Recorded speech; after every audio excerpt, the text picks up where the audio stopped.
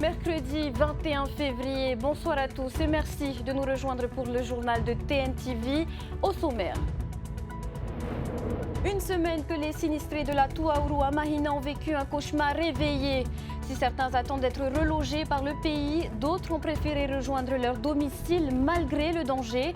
On vous donne de leurs nouvelles en début de cette édition. La tension monte chez nos voisins calédoniens où les discussions sur l'avenir institutionnel n'ont pas encore abouti.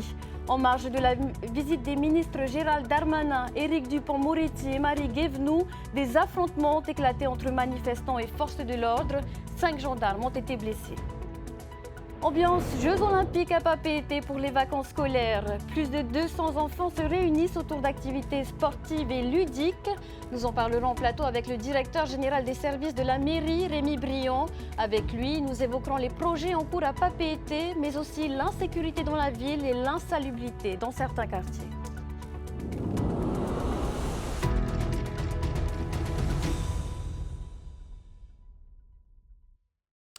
On prend des nouvelles des sinistrés de Mahina. À une semaine des fortes intempéries qui ont lourdement impacté des habitants de la Touaourou, ces derniers sont presque tous rentrés chez eux malgré le danger. Car leurs maisons sont toujours exposées. Seules 5 personnes sont restées à la salle Mataveille, improvisée en centre d'accueil. Les autres refusent la proposition de relogement du ministère. Esther Parocordet leur a tendu le micro, regardez. Gérard dépose son neveu, sa femme et ses 3 enfants et s'en va, le cœur lourd. Une partie de la maison repose toujours sur du vide. Gérard n'a pas pu raisonner son neveu. Quand il m'a appelé pour venir les chercher, ça m'a inquiété. J'ai trouvé le logement à Pile inconvenable en attendant la construction de leur maison à Mahina. Il ne voulait pas y aller, il a décidé de revenir ici. Moua n'en pouvait plus de dormir dans un centre d'accueil en attendant que le ministère du Logement le reloge comme promis. Il vit depuis 9 ans sur ce terrain en location et ne veut pas s'éloigner de Mahina. Je vais reconstruire ma maison. Je vais démolir celle-là pour reconstruire un peu plus haut. Ça va aller, je vais m'en sortir. Je ne veux pas aller à Pile 1, c'est trop loin. J'ai des chiens, j'en ai beaucoup. Je n'ai pas de voiture pour me rendre à Pile 1 et revenir pour donner à manger à mes chiens. L'arrêté de mise en demeure du maire de Mahina est toujours d'actualité. Damas Tewira appelle au bon sens les sinistrés, mais aussi la propriétaire du terrain qu'elle loue. Aux dernières nouvelles, il semblerait qu'elle pourrait proposer autre chose, donc il éloignerait un peu des berges de la rivière. On n'en est pas encore sûr et certain, mais en tout cas c'est le retour d'information que j'ai eu il y a 2 jours, donc dimanche, où j'ai pu avoir ce genre d'informations. Donc on attend dans quelle mesure ça pourrait se faire éventuellement.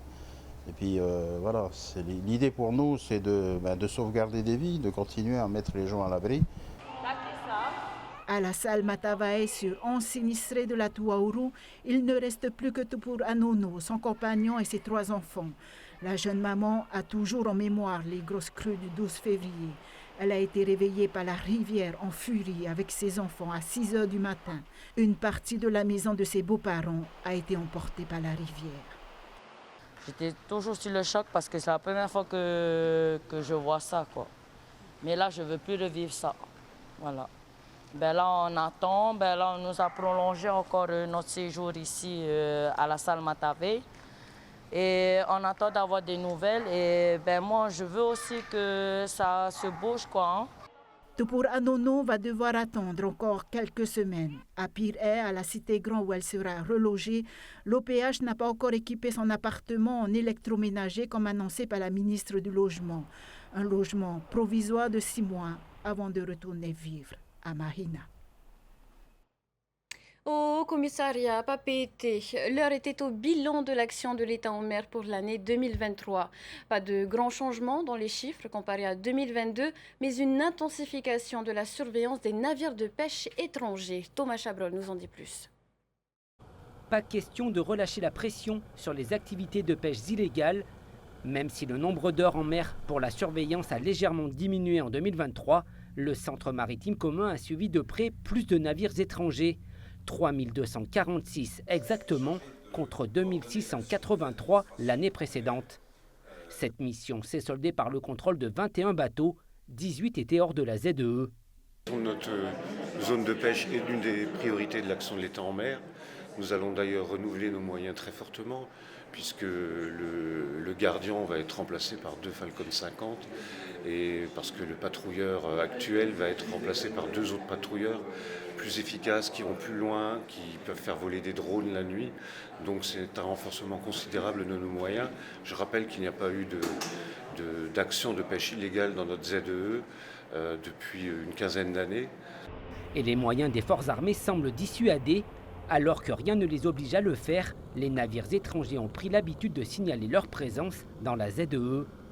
La surveillance s'est aussi accrue dans les airs pour affirmer la présence de l'État côtier. Les forces armées ont survolé et interrogé 258 navires de pêche étrangers dans nos eaux. C'est plus qu'en 2022. On a eu une bonne disponibilité de nos avions. Et puis, il y a eu ce travail fait en commun par le pays et avec le haut-commissaire pour réarticuler les EVASAN. Et donc, ça nous a libéré des heures de vol pour pouvoir faire plus de surveillance. Cette année, c'est Haïti qui accueillera le 3e séminaire des gardes-côtes en novembre. Preuve que la coopération régionale se renforce autour des États insulaires du Pacifique Sud. La France souhaite par exemple renforcer le ship riding, une opération qui consiste à patrouiller dans les eaux d'un État tiers en embarquant un officier du pays concerné. Et c'est aussi une manière, dans le cadre de la stratégie indo-pacifique, pour la France de jouer la bienveillance et d'offrir des moyens de protection aux pays étrangers. Quant à la lutte contre les activités illicites, elle se stabilise avec 914 navires de plaisance suivis. Pas de saisie de drogue l'année dernière en revanche. Pour autant, le narcotrafic transpacifique continue de mobiliser les autorités de l'État, du pays et des pays voisins. Moi-même, par 2 fois, je suis allé à Hawaï rencontrer l'agence interservice américaine qui suit en particulier ces affaires de drogue. Aujourd'hui même, le Prairial, qui navigue au large des côtes américaines, coopère avec les Américains dans des opérations de surveillance dédiées à la lutte contre le narcotrafic. Dans ce bilan, les services de l'État comptent 430 opérations de sauvetage coordonnées par le JRCC. 11 personnes sont décédées en mer et on compte de disparus. Chez nos voisins calédoniens, les indépendantistes s'opposent plus que jamais au projet de loi constitutionnelle. Ce dernier prévoit d'élargir le corps électoral pour les élections provinciales, scrutin majeur dans ce territoire où les provinces disposent de larges compétences. Des manifestations ont eu lieu en marge de la visite des ministres Gérald Darmanin, Éric Dupond-Moretti et Marie Guévenoux. 5 gendarmes ont été blessés. Le reportage de notre partenaire calédonien.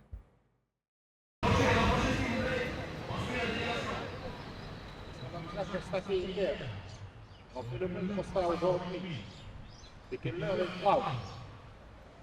L'heure est grave pour le peuple kanak. Pour le peuple kanak, pour tous les Calédoniens. C'est pour ça qu'on est là. C'est pour défendre notre pays. Défendre les intérêts de notre pays. On ne peut pas rester comme ça face à un État colonial qui a encore des pratiques coloniales. Il veut nous noyer ici dans notre pays. Le ministre, il est là. C'est l'occasion de lui dire, encore une fois, que nous, on n'est pas d'accord. On n'est pas d'accord avec ce qu'ils sont en train de faire. Ils sont en train de décider à Paris du sort de ce pays. Ça suffit, on en a marre. Il ne faut plus se laisser marcher dessus. Après un rassemblement à la place du Mouaka en ville vers 8h ce matin, le cortège s'est mis en marche aux alentours de 10h. La cellule de coordination des actions de terrain voulait rejoindre le gouvernement où étaient reçus Gérald Darmanin et Marie Guévenoux. Objectif, faire entendre aux ministres leur colère face au projet de loi constitutionnelle pour dégeler le corps électoral. Mais les militants ont été stoppés à la mairie de Nouméa par les forces de l'ordre. La tension est rapidement montée entre les forces de l'ordre et les manifestants.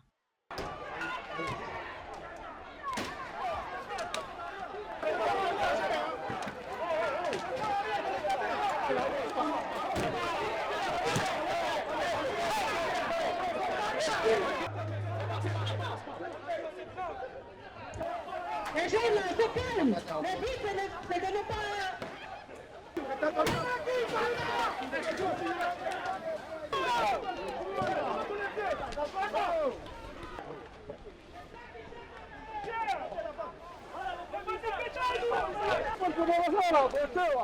Les garçons, on se calme.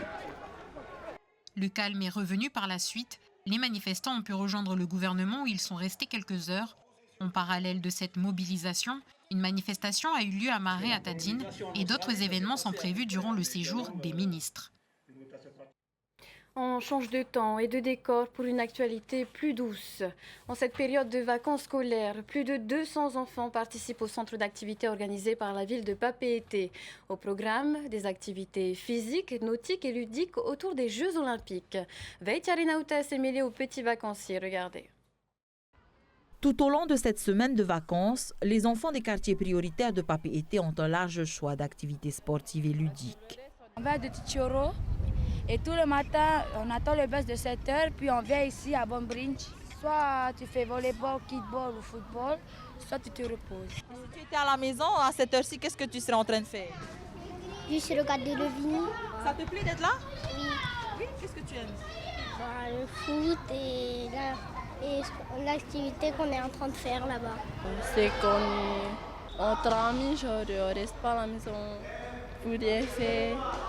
À l'approche des JO 2024, les disciplines olympiques sont privilégiées et pour assurer la sécurité des rencontres sportives et des jeux mis en place, une vingtaine d'encadrants sont mobilisés chaque jour. Tout le monde a compris?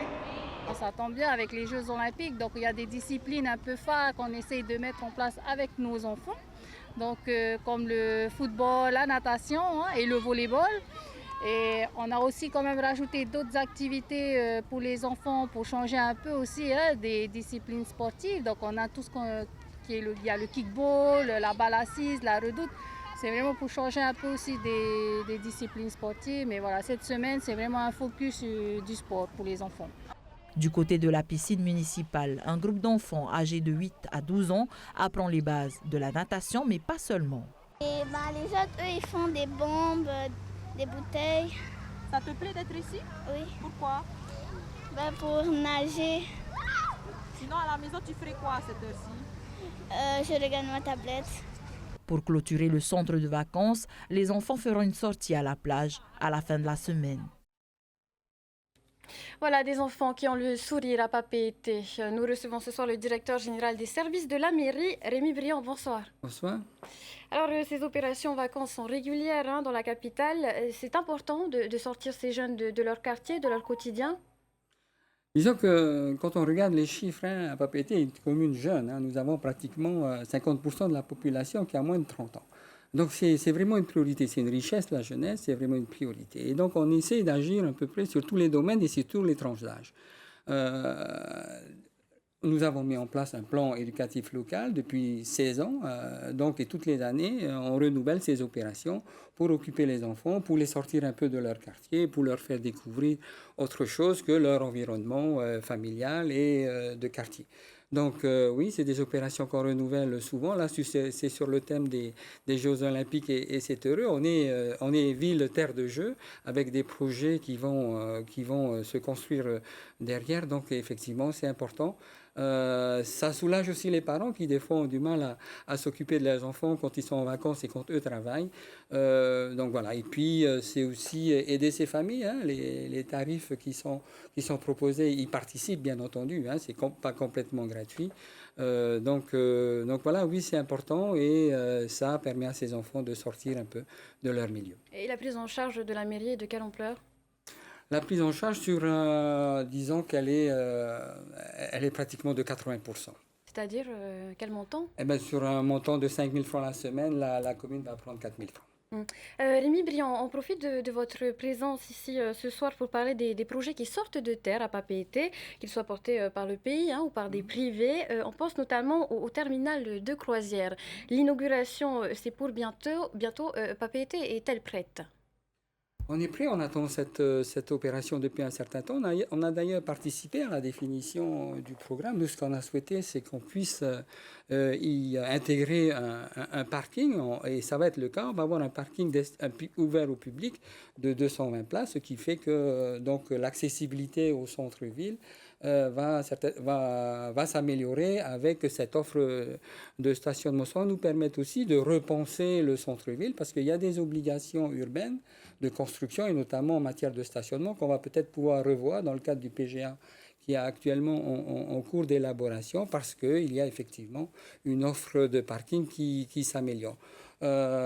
C'est aussi mieux accueillir les touristes qui viennent en ville. Papeete, c'est aussi une ville touristique avec les bateaux de croisière qui arrivent directement, et c'est une chance, dans la capitale et dans le port. Ça a créé, bien entendu, quelques dysfonctionnements, embouteillages, mais on a vraiment cette vocation à être ville touristique en accueillant le mieux possible nos touristes. D'ailleurs, on les voit circuler en ville de plus en plus avec des guides qui sont formés et qui découvrent la ville. Ils viennent à l'hôtel de ville, ils vont visiter les parcs, ils vont faire du shopping. Donc, ils restent un peu plus longtemps en ville et c'est tant mieux. Oui, on les voit, ces milliers de croisiéristes qui débarquent à Papeete. Papeete est-elle suffisamment attractive pour les recevoir en semaine, mais aussi en week-end?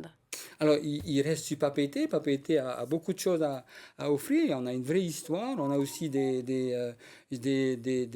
on va dire, du tourisme vert qu'on peut proposer avec cette belle vallée de la Fatawa qui accueille pratiquement 10 000 personnes à l'année.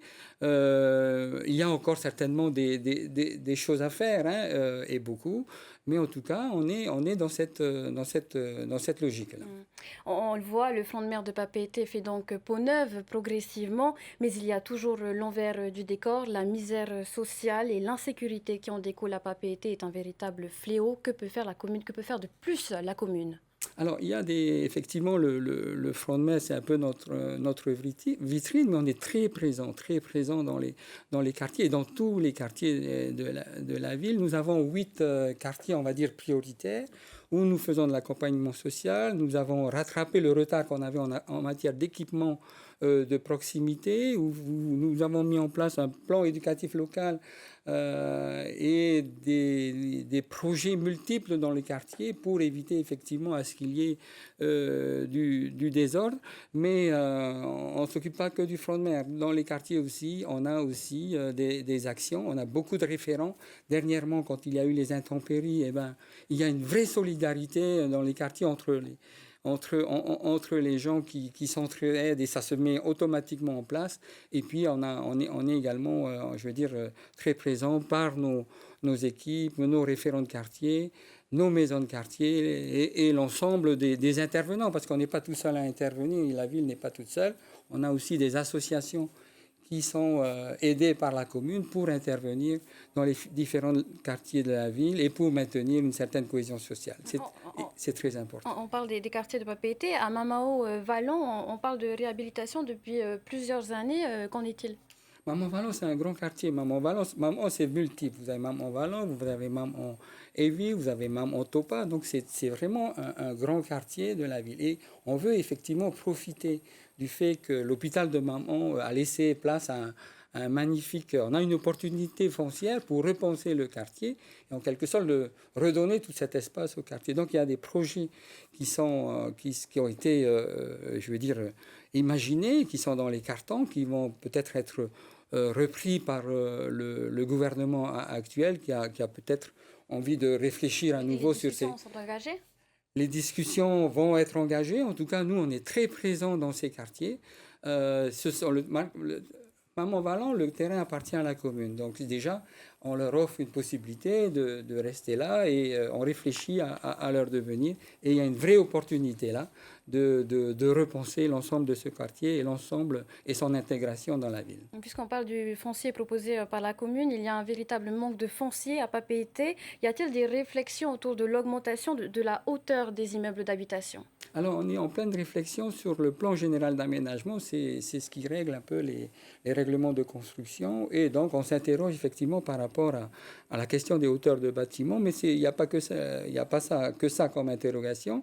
C'est un peu dans le cours et dans le sens de l'histoire, mais nous, on doit regarder ça. Le conseil municipal doit réfléchir à ces questions, mais c'est vrai qu'il y a une demande, il y a des promoteurs qui poussent un peu à ce qu'on puisse monter, et c'est faire des économies d'échelle, c'est peut-être mieux rentabiliser le foncier, mais il ne faut pas le faire n'importe comment. On a besoin aussi d'espace, on a besoin de verdure, on a besoin d'améliorer notre cadre de vie, et quand on interroge la population, ils ne sont pas très favorables non plus à ce qu'on monte et puis qu'on se retrouve avec des bâtiments qui vont peut-être amener une certaine vision de la ville qui ne correspond pas tout à fait à la façon de voir les choses polynésiennes.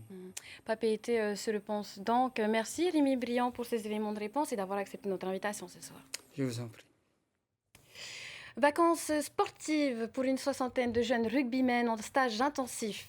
Habités par le RC Pirée, ils viennent de différents clubs de Tahiti. Pendant une semaine, ils sont encadrés par un entraîneur de haut niveau, Julien Combe, le responsable du centre de formation du Stade français à Paris. Notre équipe était sur place. La matinée est dédiée aux moins de 12 et 14 ans. Sur le terrain de Vaiete à Pirée, nos apprentis rugbymen travaillent l'attaque en surnombre. Il faut maîtriser les passes et exploiter la largeur du terrain. Après chaque séance, on fait le bilan. Mais qu'est-ce qu'ils ont vu de mieux que les autres peut-être là? Eh ouais, les trous, les espaces. Ils ont été vite dans les espaces. Grâce à un partenariat entre le club de Pirée et le Stade français, actuellement meilleure équipe du top 14. Perdu, dommage, c'est bien record ça. Son responsable de formation, Julien Combe, est au Fénois pendant 2 semaines. Objectif, apporter son expertise du haut niveau auprès des jeunes, des seniors et des entraîneurs. Mais là, ici, on a beaucoup des joueurs qui ont physiquement, qui vont vite, qui ont des appuis, mais qui des fois techniquement, où il faut travailler un petit peu plus sur la passe, sur voir, observer aussi dans quelle zone il faut aller. Donc mais bon, il y a des très très bons joueurs ici. Et le rythme monte encore l'après-midi avec les U16 et U18. Cette fois-ci, ce sont les éducateurs en formation qui sont observés par le coach. Ils encadrent ces jeunes qui rêvent de suivre les traces des stars du Stade français, comme Paul Gabriarg et Sekou Makalou, qui jouent en équipe de France, mais aussi prendre exemple sur les anciens du RC Pirée, comme Makalia Foliaki et Teiva Jacquelin, qui ont percé au plus haut niveau. Ouais, c'est une chance énorme de l'avoir ici parce que, comme tu l'as dit, il a un œil d'expert, il a beaucoup d'expérience, il peut nous guider un peu dans ce qu'on fait pas assez ou qu'on fait mal. Donc l'avoir ici, c'est un apport d'expérience qui est très bon pour nous. C'est échanger avec Gilles et les stagiaires sur un peu leur façon de faire, leur façon d'entraîner, et puis corriger un peu sur les différentes consignes qu'on peut donner, les différents lancements de jeu qu'on peut donner. Donc c'est important pour nous que les cadres soient bien formés. Le partenariat avec le Stade français se poursuivra par des visioconférences régulières pour faire aussi progresser les éducateurs bénévoles du RC Pirée. Quant aux joueurs de tous les clubs, les meilleurs jeunes seront sélectionnés pour 2 tournées en Calédonie, en avril et en juillet. Une nouvelle ouverture océanienne pour le rugby polynésien, déjà tournée vers les Jeux de 2027. Avant de se quitter, on prend rapidement des nouvelles des Tikitois à Dubaï. Dans quelques heures, ils affronteront l'Italie en quart de finale. Un match que vous pourrez bien sûr suivre en direct sur TNTV à partir de 7h. En attendant, les joueurs de la sélection tahitienne ont pris le temps d'analyser le jeu de leurs adversaires. On écoute tout de suite le défenseur de l'équipe Tamatoa Tetawira. Il répond au micro d'Olivier Hu qui est Quentin Lacour. Voilà, on est à 12 heures du match. Et puis, comme on a dit, c'est le match le plus important pour nous. Car une fois arrivé en demi-finale, on est sûr de rester jusqu'au bout et puis jouer une petite finale ou la grande finale. Maintenant, pour le réveil, on a revu un peu nos combinaisons. Parce que ces derniers temps, ça n'a pas beaucoup marché, mais je pense que demain, on a mis un point pour que ça marche demain. Il faut rentrer tout de suite dans le match? Dès le début, dès le haka, il faut rentrer dans le match. Transcender, comme on dit. On tient à cœur ce match et on veut la victoire. Faitoito, Anoeito, voilà pour l'actualité du jour. Dans un instant, votre magazine de 0 à 100 km/h suivi du MAG sur la Coupe du Monde de Beach Soccer. Juste après, ne manquez pas la pièce de théâtre Omai Omai. Et notez que demain matin, vous pourrez suivre en direct sur le web la RTT Reiroa Horwe. Excellente soirée à tous, demain, même heure, même chaîne. Retrouvez ce journal en replay sur notre site internet et notre application mobile TNTV.